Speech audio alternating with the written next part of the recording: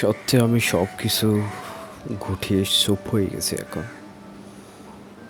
আগের মতো মানুষের কথায় কান দেয় না, পেছন থেকে কে কি বলতেছে সেদিকেও তাকায় না। একটা সময় মানুষ কষ্ট পেতে পেতে একটা সময় চুপ হয়ে যায়, আর সেই চুপ হয়ে যাওয়াটা কিছু কিছু মানুষের কষ্টের কারণ হয়ে থাকে।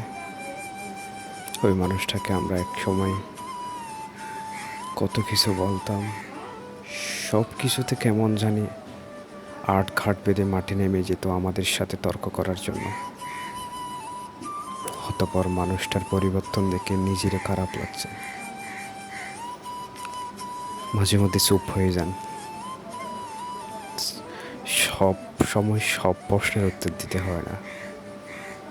কখনো কখনো নীরবতাই সবচেয়ে বড় প্রশ্নের উত্তর হয়ে দাঁড়ায়। তাই আমি চুপ হয়ে গেছি। একটা সময় নিজে যখন ক্লান্ত হয়ে যাবে,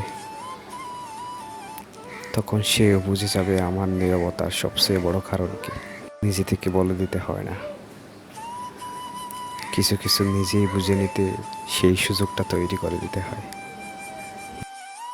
हमारी अधूरी कहानी।